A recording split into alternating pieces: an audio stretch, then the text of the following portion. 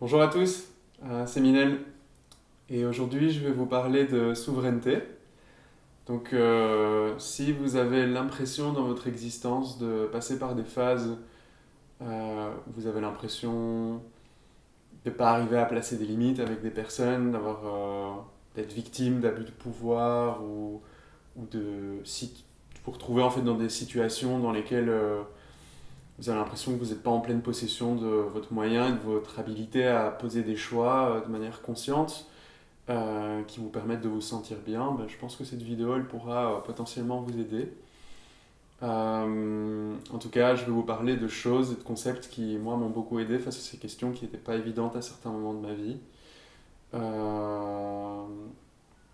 et voilà, on va prendre un peu de temps aujourd'hui par rapport à ça. Donc, qu'est-ce que c'est la souveraineté? Je pense que je vais revenir sur des concepts qui sont liés à l'identité, qui a déjà été abordé dans une vidéo précédente. Mais à mon sens, c'est l'habilité à pouvoir poser des choix de manière consciente pour pouvoir prendre des décisions qui sont dirigées d'une certaine manière. Alors,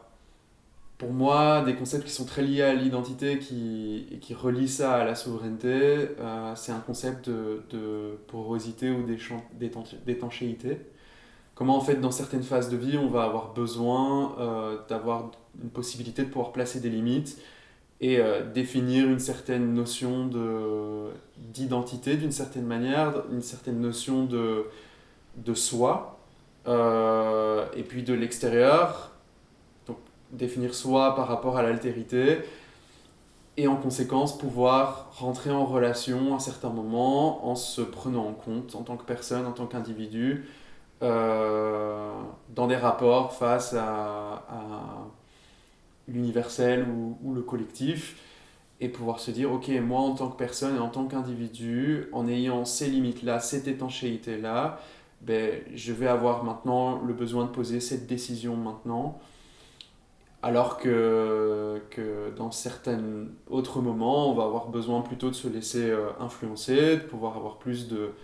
porosité, donc d'habilité en fait à laisser rentrer, sortir de l'information avec ce qu'on considère être comme l'altérité pour justement mettre à jour peut-être des notions d'identité qu'on avait jusqu'à présent et qui nous faisaient nous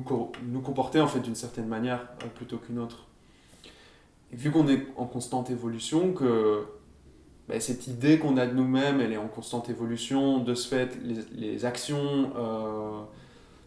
qu'on va avoir dans notre existence vont également évoluer,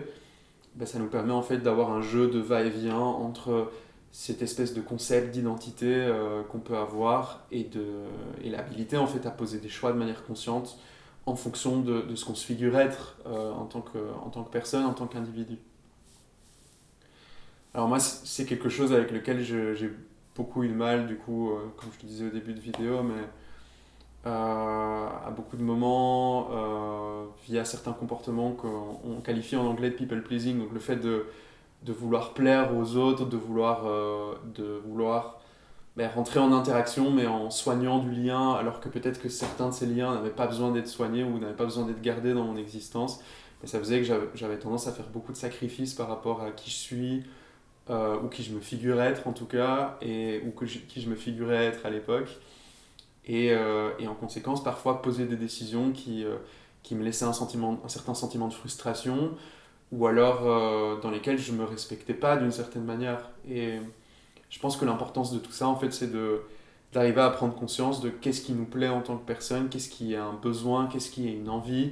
et à quel moment, en fait, on a des limites par rapport à certaines choses qui peuvent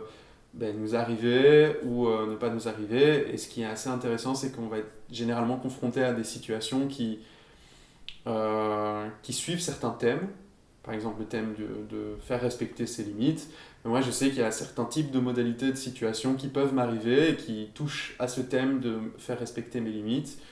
et à ce principe en fait de souveraineté derrière tout ça.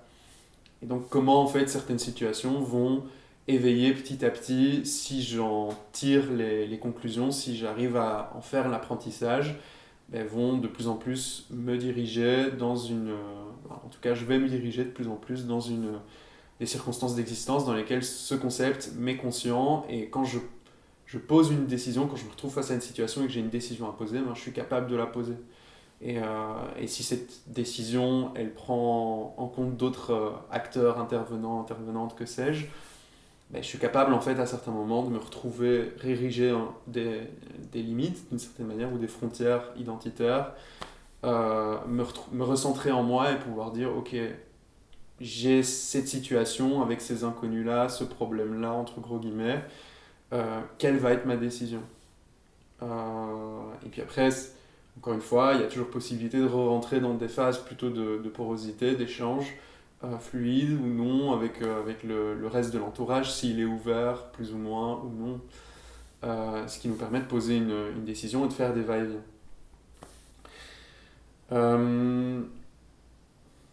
Mais donc, pour moi, ce concept, il vient initialement, et j'ai été beaucoup stimulé par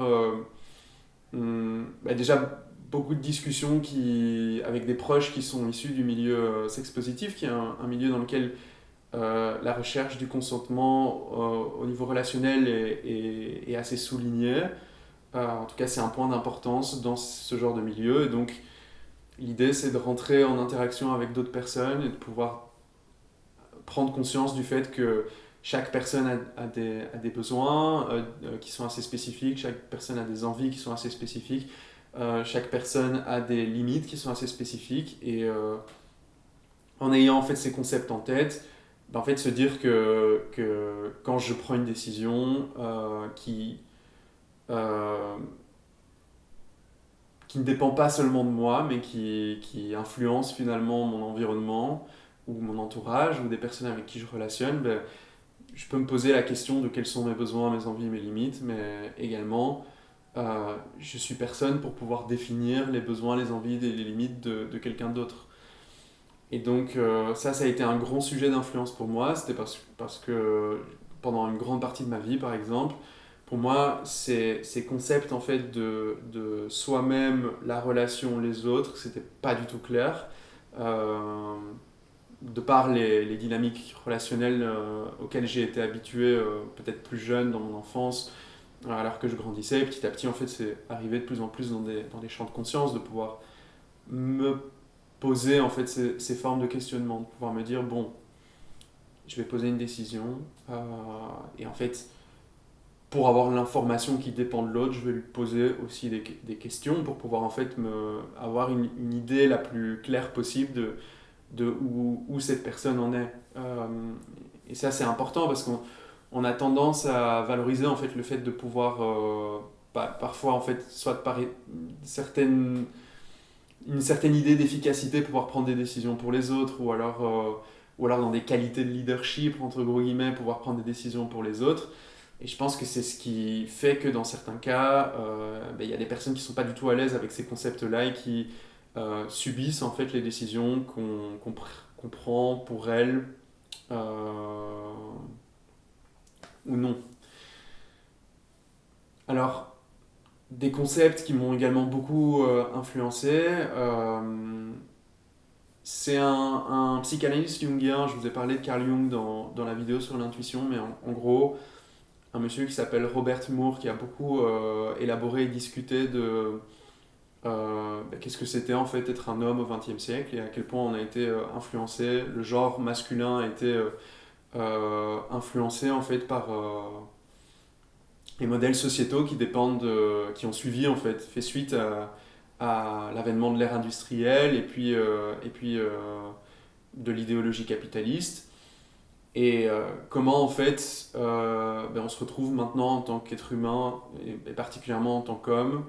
ou en tant que personne genrée masculine entre gros guillemets on se retrouve en fait face à certains écueils qui sont directement liés à la société dans laquelle on vit. Et il a déterminé des archétypes qui sont déjà présents dans des mythes, en fait, et dans certains grands chefs-d'œuvre de la littérature, mais qui sont des archétypes qu'il a reliés en fait, à ces composantes masculines, mais qu'on pourrait aussi qualifier entre gros guillemets de yang, qu'on pourrait aussi qualifier entre gros guillemets d'actif, que sais-je. En tout cas, c'est dans ces polarisations justement entre une idée plus... mais là, il y a une idée quand même genrée, masculine, euh, mais qui nous appartient à tous en tant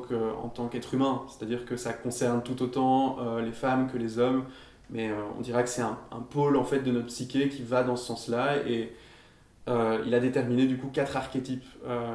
qui sont l'archétype du guerrier, l'archétype de l'amoureux, l'archétype du magicien et l'archétype du roi. Euh, Moi, ce qui m'a beaucoup influencé par rapport à ces questions de souveraineté, c'est l'archétype du roi et comment développer en fait, les compétences comportementales qui sont liées à cet archétype-là. Et puis, l'archétype du guerrier aussi a été assez important pour moi parce que c'était quelque chose qui était vachement en déficit chez moi. Et donc, développer les compétences comportementales qu'il a associées à l'archétype du guerrier, pour moi, a également été assez fondamental. Et donc, qu'est-ce que c'est en fait finalement ces 2 archétypes de manière spécifique? Ben, le guerrier, il se présente généralement sous forme de 3 modalités comportementales. Lui, en gros, ce qu'il a employé comme exemple dans la littérature, c'est la légende du roi Arthur. Et en gros, il a pris comme exemple Perceval, qui est le personnage qui illustre le guerrier, et a fondamentalement décrit 3 comportements que les êtres humains peuvent développer ou non. Le premier comportement, c'est la possibilité de faire preuve de discipline. Deuxième comportement à développer éventuellement, c'est la possibilité de placer des limites entre soi et ce qu'on va considérer comme étant l'altérité. Et puis le troisième comportement, c'est la possibilité à gérer un conflit ou gérer des situations de conflit de manière plus ou moins vertueuse, mais vous avez compris. Et ensuite, l'archétype du roi est lui en fait un archétype qui regroupe en fait les comportements qui permettent finalement d'ordonner d'une certaine manière, d'avoir cette habilité à la souveraineté justement qui nous permet de potentiellement pouvoir prendre des décisions de manière consciente. Mais il y a aussi un autre aspect qui rentre en compte là-dedans, c'est la possibilité en fait de suffisamment se valoriser d'une certaine manière, que pour pouvoir également avoir une idée claire de quel est l'environnement, de pouvoir valoriser et louer justement les autres membres de son environnement, et puis après, sur certains aspects de nous-mêmes, avoir cette espèce de faculté de confiance qui nous permet d'interagir avec l'environnement en nous valorisant suffisamment que pour pouvoir nous respecter en fait d'une certaine manière. C'est-à-dire, par exemple, si vous avez passé des années à développer une pratique dans votre vie et votre existence, et puis que vous rentrez en contact avec des personnes qui savent aussi ce qu'elles disent par rapport à cette pratique, parce qu'elles ont aussi développé une forme d'expertise ou d'expérience, que sais-je, avoir la possibilité en fait de rentrer dans un rapport qui est un rapport dans lequel vous ne vous soumettez pas d'une certaine manière, où vous ne dévaluez pas votre propre expertise. Et de cette manière, en ayant conscience de ça, également respecter l'expertise des autres et avoir la possibilité en fait d'entrer en interaction de cette manière, qui pour moi est une caractéristique qui est vachement souveraine, avoir la possibilité de se respecter mais respecter les autres en fait. Euh, Parce que si on n'a pas en conscience cette idée, c'est là qu'on rentre dans des dynamiques dans lesquelles on va vivre ce qu'on appelle de l'invasion, c'est-à-dire on va avoir la tendance en fait de donner notre pouvoir à d'autres, justement parce on ne se valorise peut-être pas suffisamment. Et donc face à une situation dans laquelle on rentre en interaction avec quelqu'un, on va peut-être avoir tendance à idéaliser l'autre, lui donner notre pouvoir, et donc se laisser dominer d'une certaine manière, ou ne plus se laisser le choix en fait de poser certaines décisions qui nous permettraient de rester dans une interaction de manière équilibrée ou harmonieuse. Et d'une autre manière, euh, se retrouver dans des circonstances où on va avoir tendance à envahir les autres parce qu'on n'a pas conscience de leurs propres limites, parce qu'on n'a pas le recul nécessaire que pour pouvoir se dire que notre expertise est peut-être pas un absolu, c'est peut-être pas quelque chose. Allez, c'est ce qui se passe dans beaucoup d'interactions relationnelles, par exemple. C'est des personnes qui se disent que quelque chose euh, euh, est forcément bien pour une autre personne parce que cette chose est bien pour elle. Donc elles vont avoir tendance à conseiller cette chose. Et moi, j'étais par exemple comme ça quand j'étais thérapeute avant de développer ces concepts, quand je pratiquais activement la médecine, à mes débuts en tant que médecin. J'avais tendance à conseiller à autrui en fait, ce dont j'avais besoin moi-même parce que j'avais pas conscience du fait que c'était des besoins qui m'étaient personnels. Et donc maintenant, dès que je conseille quelque chose à quelqu'un, je me pose toujours la question d'à quel point en fait ça parle plutôt, enfin, je suis plutôt en train de me conseiller quelque chose ou alors je le conseille vraiment à autrui. Euh, Parce que ces dynamiques d'invasion, elles sont vraiment omniprésentes dans nos rapports interindividuels, en relation. Moi, j'ai eu des relations amicales euh, enfin, auxquelles j'ai mis fin récemment, par exemple, parce que je disais quelque chose à quelqu'un par rapport enfin, j'essayais d'expliquer quelque chose à quelqu'un, et puis la personne me disait, ah non, moi je pense plutôt que c'est ça que tu penses. Et je suis là, ok, très bien, mais en fait, c'est pas possible ça. Pour moi, c'est pas possible de rentrer dans ce genre d'interaction où euh, ma parole n'est pas entendue, elle n'est pas respectée, elle n'est pas prise en considération ou en compte. Euh, et clairement, maintenant, c'est un facteur pour moi qui est un gros red flag, un gros drapeau rouge pour dire je me retrouve face à une personne qui a probablement des comportements d'invasion, de contrôle ou que sais-je. Et donc, un motif pour moi de rupture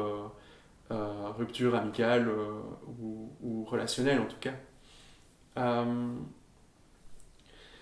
Et donc voilà, un peu ce que j'avais envie de dire par rapport à la souveraineté. Mais clairement pour moi, ça a été important de développer ce programme comportemental ben, pour avoir la possibilité en fait de pouvoir prendre des décisions de manière éclairée, ou plus ou moins éclairée, une tendance éclairée, parce qu'il n'y a pas encore une fois pas d'absolu, et je suis toujours en apprentissage. Mais avoir la possibilité de revenir à soi et de réfléchir à quelles sont mes propres conditions de vie et comment en fait je forme une individualité d'une certaine manière consciente et j'interagis avec le reste, l'altérité euh, au sein de certaines relations, ben, en fait ça permet de pouvoir prendre des décisions pour nous-mêmes sans forcément outrepasser nos propres limites ou nos propres besoins, nos propres envies ou alors celles des autres. Et je crois que c'est vraiment ça la plus grande importance et ce que j'ai vraiment envie de léguer par cette vidéo, c'est essayer vraiment de vous poser cette question ou de la poser au sein de vos relations avec d'autres personnes, mais à quel point en fait certains comportements que vous pouvez avoir sont des comportements qui respectent vos propres besoins, vos propres limites, vos propres envies et celles des autres. Et ça, c'est quelque chose qui peut se jouer aussi dans la relation, dans l'interaction, mais si vous avez été conditionné et que vous avez vécu par exemple des interactions avec les personnes qui ont pris soin de vous dans votre enfance, dans lesquelles elles étaient plus ou moins, enfin très dominantes ou alors pas du tout, ben, il y a de grandes possibilités que ces questions de pouvoir ne soient pas très harmoniques d'une certaine manière dans votre manière de fonctionner et que vous vous retrouviez en fait à soit euh, vous édifier dans une hyper étanchéité d'une certaine manière et à ne pas forcément respecter le pouvoir des autres ou alors justement à donner votre pouvoir aux autres et en conséquence euh, euh, ne pas respecter vos propres limites dans le décours et votre habilité à poser des choix conscients. Alors, une autre dimension, c'est que probablement que dans certains types de relations, s'il y a de la disharmonie, ben, existe euh, un excès en fait de ces questions de modulation de pouvoir ou un manque, c'est souvent le cas. Par exemple, on peut avoir des personnes qui sont dans leur rapport amoureux, hyper contrôlants, dans le pouvoir, etc. Et puis après, dans le rapport à leur vie professionnelle ou à leurs rapports parentaux, le sont pas du tout. Et donc, c'est ces déséquilibres, ces disharmonies-là qui sont généralement visibles. Et on a généralement conscience plutôt d'un des aspects plutôt que de l'autre. Et c'est important du coup de ramener de la conscience pour pouvoir trouver en fait notre propre équilibre, notre propre entre-deux, en revenant à l'union des opposés en fait, à la possibilité de pouvoir trouver notre propre moyen de fonctionner en conscience face à nous-mêmes, face à l'altérité, au sein de nos relations, qu'elles soient en relation aux autres ou en relation à l'univers de manière générale. Un dernier point sur lequel j'ai envie de discuter, c'est en fait à quel point dans nos sociétés, hein, qui sont des sociétés majoritairement, on dira, patriarcales, de par le fait que la majorité des personnes qui occupent des positions de pouvoir actuellement sont, en tout cas dans certains milieux, sont des hommes, je pense qu'il est tout à fait en fait important de, de prendre conscience en fait de notre habilité à poser des choix qui nous respectent et respectent les autres. Je pense que c'est également important de s'éloigner de certains extrêmes ou certains absolus, et c'est des questions que j'ai déjà abordées dans ma vidéo sur la dualité et l'union des opposés, mais comment c'est pas parce que on est dans une société patriarcale que les hommes devraient absolument s'éloigner de postures de pouvoir ou de positions dans lesquelles elles exercent le pouvoir, mais en fait plutôt se poser la question de à quel point on le fait de manière consciente et à quel point on le fait de manière intègre et en respectant les autres et en nous respectant nous. Et que oui, actuellement, des domaines tels que la sociologie ou d'autres domaines de ce type vont avoir tendance à porter en fait un espèce à éliminer en fait certains phénomènes qui se déroulent sous cet angle-là, mais qu'on va aussi avoir tendance à sous-estimer complètement d'autres phénomènes et que des questions d'abus de pouvoir en fait, concernent également totalement les femmes. Euh, en fait, toute personne, d'une certaine manière, toute personne est confrontée à ces questions, à des excès d'exercice de pouvoir ou alors à du défaut d'exercice de pouvoir, et que c'est important, en fait, à mon sens, qu'on soit capable en fait, de prendre conscience de ces questions globalement, sans forcément se limiter des raisonnements de classe ou de genre ou de sexualité. Pour moi, la question de la haine dans la société dépend beaucoup en fait de concepts de souveraineté non maîtrisés ou alors inconscients. Et je trouve ça tout à fait absurde et je trouverais probablement, dans la plupart des cas, ça absurde en fait de considérer euh, certaines personnes issues ou alors s'identifiant à un certain genre, à une certaine sexualité, à un certain capital culturel, social ou économique, comme ayant plus la possibilité d'exercer certains comportements que d'autres personnes qui ont un autre capital. Et ça me semble en fait tout à fait important que chaque personne se regarde droit dans les yeux pour pouvoir se dire si oui ou non on est actuellement en train d'exercer notre pouvoir de manière saine et de manière vertueuse et en se respectant et en respectant les autres. Parce que personnellement, je vois beaucoup de personnes qui se donnent des passe-droits en fait, qui se donnent des passe-droits par rapport à certains privilèges ou certains capitaux qu'elles peuvent avoir et qui en sont globalement assez inconscientes tout en se victimisant par rapport à euh, d'autres aspects de leur personnalité ou de leur identité qu'elles considèrent comme étant lésés d'une certaine manière. Et je pense que c'est important effectivement qu'on prenne tous et tous la possibilité de prendre soin de nous-mêmes, de prendre soin de ce qui nous est arrivé d'un point de vue individuel, parce que chaque personne est face à son propre dragon dans son existence, est face à son propre challenge d'existence. Et on n'est personne en les regardant